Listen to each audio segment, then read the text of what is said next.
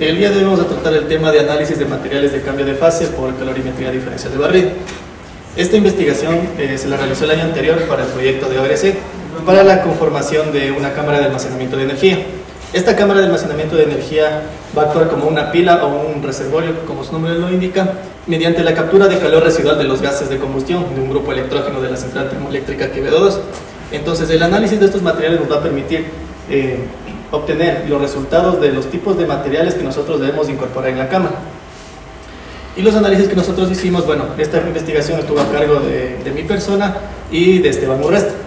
La agenda que vamos a tratar el día de hoy, bueno, son los objetivos, qué es un material de cambio de fase, los criterios de selección de los materiales de cambio de fase, calor latente y calor sensible, y el almacenamiento por calor latente, que es lo que más nos interesa a nosotros en el proyecto de ORC. ¿Qué es calorimetría diferencial de barrido? El análisis de los materiales por DSC, resultados y conclusiones. Los objetivos. Bueno, el primer objetivo fue seleccionar los PCM apropiados para un sistema de almacenamiento de energía en un ORC.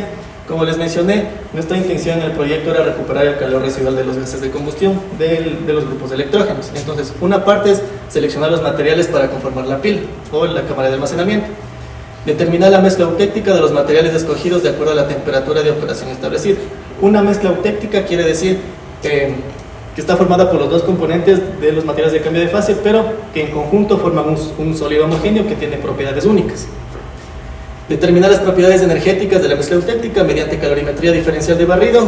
Analizar el comportamiento térmico de los materiales de cambio de fase en función de los ciclos de calentamiento y enfriamiento bajo los cuales va a funcionar la cámara de almacenamiento.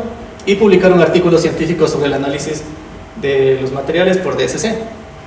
Entonces, un material de cambio de fase, bueno, toda sustancia puede cambiar de fase a una temperatura y presión establecida. Entonces, en teoría, todas las sustancias son materiales de cambio de fase, pero el término PCM se aplica industrialmente para sales o compuestos orgánicos de alta o mediana temperatura, que pueden pasar de un estado a otro. Entonces, los cambios de fase que se pueden dar son de sólido a líquido o de líquido a sólido. Incluso puede haber cambios sólido-sólido, pero con un cambio en la estructura molecular, o en la estructura cristalina de un sólido alfa a un sólido beta, de sólido a gas o de gas a sólido y de líquido a gas. Esto siempre a una temperatura establecida y una presión establecida. Hay que tener muy en cuenta que los cambios de fase ocurren siempre a temperatura constante y no se incrementa la temperatura mientras está dando un cambio de fase. Entonces, ¿el PCM cómo funciona? En la fase de cargado absorbe energía, ¿sí? Absorbe la energía de la fuente, en nuestro caso del proyecto ORC, absorbe la energía del calor residual de los gases de combustión. Absorbe energía, por lo tanto es un proceso endotérmico. Almacena la energía mediante un cambio de fase que generalmente es de sólido a líquido, y en el proceso de descarga de la energía se realiza cuando, por ejemplo, está en estado líquido y pasa al estado sólido, entonces se empieza a enfriar y liberar energía. Esta salida de energía se denomina un proceso exotérmico. Si bien los términos endotérmico y exotérmico se aplican para reacciones químicas, son válidos para este caso porque corresponden a la absorción y liberación de energía. Los criterios en los cuales nosotros nos basamos para seleccionar los materiales de cambio de fase. Uno de los criterios más importantes es la temperatura de fusión.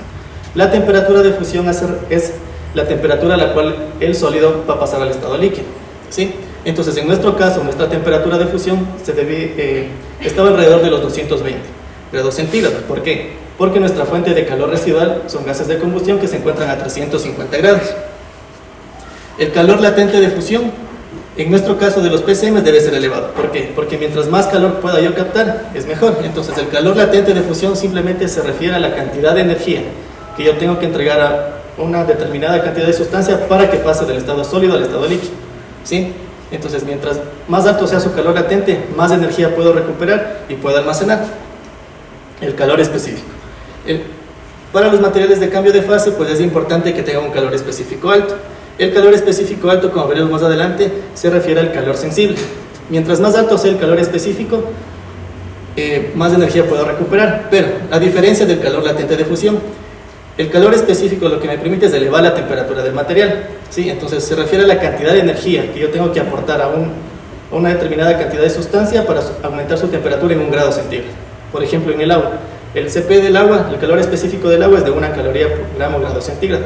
Quiere decir que yo para 1 gramo de agua, aumentar la temperatura en 1 grado centígrado, debo entregarle 1 caloría. Entonces, mientras más alto el valor, es mejor. Alta conductividad térmica. ¿Por qué alta conductividad térmica? Porque nos va a permitir liberar la energía de forma rápida, ¿sí? Mientras más alta sea la conductividad térmica, yo puedo liberar energía en un menor tiempo. Nosotros sabemos que los materiales que tienen la más alta conductividad térmica son los metales. En el caso de los materiales de cambio de fase, pues está un poco limitado, ¿sí? No son valores muy altos, pero tenemos que encontrar el valor que nos satisfaga la condición de liberar la energía rápida. Y una alta estabilidad química para prevenir que el compuesto altere su estructura molecular debido a las altas temperaturas. Entonces, en nuestro caso, en el proyecto de ORC, nos basamos en estos criterios: temperatura de fusión, calor latente de fusión y calor específico. ¿Cuál es la diferencia entre un calor latente y un calor sensible? Como mencioné, el calor sensible es la cantidad de energía que yo tengo que aportar a una determinada cantidad de sustancia para aumentar su temperatura, ¿sí? Entonces, en este gráfico temperatura-calor, podemos observar que existe de la fase sólida para llegar a la fase líquida, ¿sí? El sólido empieza a calentarse por aumento de temperatura hasta llegar a un punto donde la temperatura se vuelve constante. Este punto donde la temperatura se vuelve constante es el calor latente, ¿sí? Y toda la parte debajo del punto donde empieza el cambio de fusión es calor sensible. Entonces, desde aquí hasta este punto hay un calor sensible, es simplemente aumento de temperatura. De acá hasta este punto, a temperatura constante, es el calor latente, sin aumento de temperatura, lo que mencioné al inicio. Los cambios de fase se realizan a temperatura constante. Y seguimos, para pasar del estado líquido al estado de gaseoso, pues calor sensible y calor latente, ¿sí? Es la diferencia, se puede observar claramente. Entonces, siempre el calor latente es mayor al calor sensible. El almacenamiento de los PCMs por calor latente. Bueno, esto básicamente es el diseño aproximado de nuestra cámara de almacenamiento en la planta de ciclo Rankine orgánico. ¿Cuál es su función? Bueno, nosotros tenemos un banco de tubos y alrededor del banco de tubos pues, se encuentra el material de cambio de fase. Existen muchos casos donde el material de cambio de fase se encapsula, como pueden observar aquí. Generalmente se puede encapsular en esferas de parafina o en esferas metálicas. ¿Con qué objetivo? Para aumentar la conductividad térmica. Como les mencioné, la conductividad térmica de los materiales de cambio de fase pues es muy baja, muy limitada, entonces tenemos que mejorar la conductividad de alguna forma. Generalmente se ocupan anillos lessing o anillos brushing o también esferas metálicas, ¿sí? Entonces, pero esto se las encapsula. ¿Y cómo funciona la cámara de almacenamiento? Bueno, por la parte inferior ingresará nuestro fluido caloportador. En nuestro caso son los gases de combustión, ¿sí? Del grupo electrógeno, de la central termoeléctrica. Entonces ingresa el gas de combustión, atraviesa la cámara y el material empieza a aumentar su temperatura. Empieza a captar el calor de los gases de combustión hasta lograr el cambio de fase, ¿sí? Entonces aquí el gas ingresa a una temperatura aproximada de unos 350 grados centígrados y abandona la cámara a aproximadamente unos 200, ¿sí? Entonces toda la energía recuperada se almacena aquí. ¿Por qué? Porque el material se encuentra en estado líquido. Una vez que nosotros necesitemos liberar esa energía, pues el material simplemente se va a enfriar, va a volver al estado sólido y esa energía se va a transportar, en nuestro caso, al fluido de trabajo, que es el NOVEC, ¿sí? Para generar vapor y tener un apagado paulatino de la planta, ¿sí? En el caso de que nosotros nos quedemos sin nuestra fuente de calor, que son los gases de combustión. El proyecto RC básicamente es para generar energía a través de los gases de combustión. Entonces, si yo me quedo sin este reservorio, sin esta energía, pues tengo esta pila emergente que me va a entregar la cantidad de energía necesaria para yo tener un apagado paulatino de la planta y así cuidar lo que son sensores, en especial a la turbina. Entonces, de esta forma nosotros hemos almacenado los PCMs en la planta. Nuestro diseño pues sí, es banco de tubos. No tuvimos la oportunidad de encapsular los materiales, bueno, por costos, es altamente costoso realizar este proceso, pero ayuda bastante a encapsular lo que en parafina o en metal. La calorimetría diferencial de barrido. Bueno, esta calorimetría diferencial de barrido no es una técnica nueva, es una técnica ya conocida, pero se ha desarrollado gracias a la tecnología. El principio de funcionamiento de esto, bueno, pues la calorimetría diferencial de barrido, o DSC por sus siglas en inglés, nos determina la diferencia de flujo de calor que existe entre una muestra y una referencia, ¿sí? ¿Con qué fin? Con el fin de que las dos siempre se mantengan a temperatura constante. Este DSC es una técnica termoanalítica. ¿Qué quiere decir termoanalítica? Que nos va a permitir analizar todo lo que son las propiedades de los materiales en función de la temperatura. Entonces, el principio de funcionamiento es este. Cuando la muestra empieza a absorber calor, obviamente va a empezar a aumentar su temperatura y la referencia también debe estar a la misma temperatura. Entonces empieza a fluir una cantidad de calor diferente a la referencia que dé la muestra para que las dos estén a la misma temperatura. Esa diferencia de calor es la cantidad de energía que el material está absorbiendo o liberando. Puede ser cualquiera de las dos, ¿sí? Entonces, si yo analizo la diferencia de calor que me está fluyendo a este con respecto a estos dos valores, obtengo la cantidad de calor que me está absorbiendo o liberando la muestra, ¿sí? Entonces, simplemente se trata de diferencias de flujo de calor por las propiedades de los sistemas. Generalmente, como podemos ver aquí en la imagen, la referencia es un crisol de aluminio vacío, ¿sí? No contiene nada, simplemente está vacío y es de aluminio, porque del aluminio se conocen las propiedades de conductividad térmica, de calor específico, su temperatura de fusión. Entonces no va a haber ningún problema al comparar con la muestra. Y en cambio en el otro crisol se coloca la muestra, ¿sí? Entonces, no se puede apreciar bien, pero aquí son los dos sensores que me van a determinar la temperatura y la entalpía de cambio de fase. Se fundamenta en el cambio de resistencia que presenta un material en función de la temperatura. Entonces, existen también DCCs que trabajan por compensación de potencia. Quiere decir que si yo necesito más calor, entonces necesito más potencia en el equipo y por lo tanto envía más corriente. En nuestro caso, para el análisis de PCM tuvimos muchas consideraciones. El DCC que nosotros ocupamos, se encuentra en el laboratorio de Carapungo, en el laboratorio de termovalorización de biomasa, ¿sí? Entonces, este DCC admite muestras desde 0 hasta 1000 miligramos. Pero, ¿cuál es la desventaja de esto?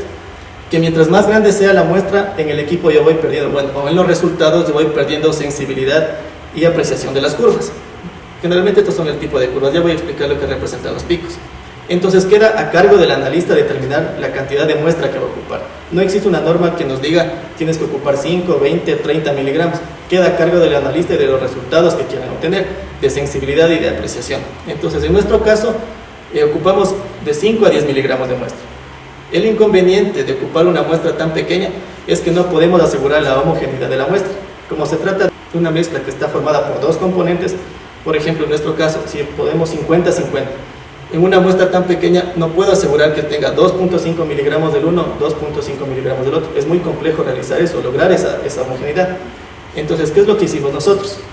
Tomamos 100 gramos de muestra, entonces pusimos 50 gramos del uno, 50 gramos del otro material, los fundimos, formamos un sólido homogéneo, enfriamos y tomamos una pequeña muestra de eso, para de esa forma asegurar la homogeneidad de la muestra pequeña que nosotros vamos a ocupar. Y antes de empezar cualquier ensayo, se debe realizar una verificación de calibración del equipo. En nuestro caso, el DCC se calibra con indio o con zinc, ¿sí? Generalmente nosotros lo hacemos con indio porque presenta un valor de temperatura de fusión y de entalpía altos, entonces nos beneficia mucho para nuestro proyecto. Con indio o con zinc. ¿Y cómo sabemos si el equipo está calibrado? Pues hacemos el análisis de incertidumbre o de error entre el valor que nos sale del análisis y el valor establecido en las tablas que vienen en el equipo. Utilizamos crisoles de 40 microlitros, que son los crisoles estándar para el análisis DCC, y realizamos un programa de aumento de temperatura con una tasa de calentamiento de 5 a 10 grados centígrados por minuto. ¿Qué quiere decir esto? Que yo voy a empezar a calentar desde 25 hasta la temperatura que yo desee. En nuestro caso calentamos hasta 350 para poder analizar también la fase líquida del material de cambio de fase, y con una tasa de crecimiento de la temperatura entre 5 a 10 grados centígrados por minuto. Eso también queda a elección del analista. Hay que tener mucho cuidado en elegir valores muy altos, porque si es demasiado alto la tasa de calentamiento, pues igual voy a perder apreciación y sensibilidad en el equipo. Entonces, las desventajas es que no existe una norma que nos diga qué tasa de calentamiento y qué tamaño de muestra. Queda mucho a la experiencia del analista. Para el análisis, en nuestro caso, pues analizamos 4 sistemas. El sistema A, que está formado por nitrato de potasio, nitrato de sodio. Sistema B, nitrato de potasio, nitrato de sodio, pero variando la composición. Nitrato de potasio, nitrito de sodio, y el sistema D, que está conformado por los 3. Esta es la sal común que se denomina sal solar, que se ocupa en plantas solares para recuperar la energía.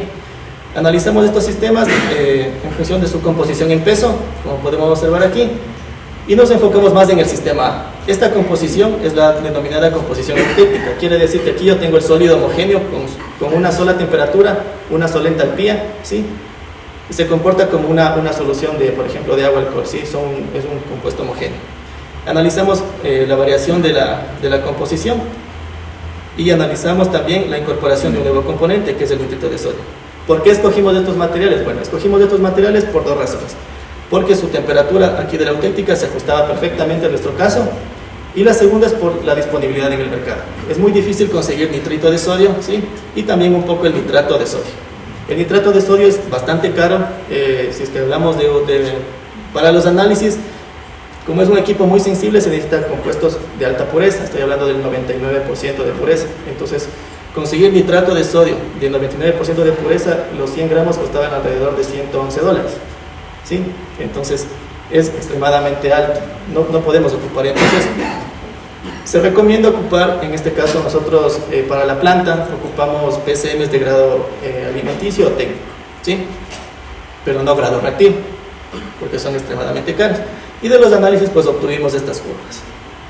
Estas curvas simplemente son representación de la diferencia de flujo de calor entre la muestra y la referencia, ¿sí? Que está expresada en milivatios respecto al tiempo. También se puede obtener gráficas de los milivatios en función de la temperatura, pero quedan a cargo del analista. Las gráficas que nos indican aquí, estos picos, ¿sí? Representan cambios de fase. En DCC se habla de la nomenclatura ICTAC o anti-ICTAC, que son las siglas de la organización encargada de la calorimetría de barrido. Entonces, cuando es un proceso endotérmico, el pico es para abajo, ¿sí? Como podemos observar aquí. Y cuando es un proceso exotérmico que libera energía, pues los picos son para arriba, ¿sí? Cuando nosotros tenemos los picos para abajo, es una nomenclatura anti-ICTAC. Entonces, podemos observar que aquí hay dos picos. Tenemos que determinar a qué tipo de cambio de fase corresponde esto, en función de los datos que nosotros obtenemos. Nos podemos fijar aquí que dice integral, que son menos 656.27 milijoules. Esa es la cantidad de energía que ha fluido a la muestra. Para yo poder determinar la entalpía de cambio de fase o la entalpía por unidad de masa, simplemente divido esto para la cantidad de muestra que yo ocupé, que aquí son 6.600 miligramos, ¿sí? Y obtengo el valor, y bueno, y haciendo las transformaciones necesarias en joules por gramo. Determino la temperatura de fusión. En este caso, este pico representa el cambio de fase de sólido a líquido. ¿Por qué conozco esto? Bueno, porque me fijo en la temperatura. La literatura me establecía que para esta mezcla, nitrato de sodio, nitrato de potasio, 4654, pues el punto de fusión se encontraba alrededor de los 220. Y bueno, nos dio un 221.21, ¿sí? Pero podemos observar que aquí dice onset, que significa el inicio de la fusión, y aquí ENSET, que termina a los 227. Entonces tengo un rango en el cual la muestra cambia de fase, pero no quiere decir que la temperatura sea 227. Simplemente, ¿a qué se debe esto? Regreso a esta imagen. Cuando la muestra empieza a fundirse, se empieza a fundir lo que está abajo, y lo de arriba todavía está en estado sólido. Entonces el equipo es tan sensible que detecta ese cambio, ¿sí? Entonces por eso yo tengo un rango de temperatura. El ENSET, en este caso aquí, es cuando la última traza de sólido ha pasado al estado líquido. Entonces por eso tengo este rango y por eso tengo el pico que es así, ¿sí? Tengo este punto inicial y este punto final. Pero la temperatura inicial que me marca el punto de fusión, o el cambio de estado, son 221 grados centígrados. Y de igual forma en este cambio de fase. ¿Cómo yo determino la entalpía aquí? Simplemente por integración, ¿sí? Sabemos que la integral es del área de esta curva, ¿no es cierto? Entonces obtenemos esto, el valor de aquí. En el siguiente caso de nitrato de potasio y nitrato de sodio, pues al igual que acá obtuvimos un pico, ¿sí? Inicial, que corresponde a un cambio de fase sólido-sólido. Este cambio de fase sólido-sólido, pues nosotros determinamos que se trataba de un cambio en la estructura del nitrato de potasio. ¿Cómo corroboramos esto? Bueno, con un diagrama de fases. No incluye aquí el diagrama de fases, bueno, porque es muy largo, ¿sí? Pero el diagrama de fase nos indicaba que a la temperatura de 127 grados había un cambio en la estructura cristalina del nitrato de potasio.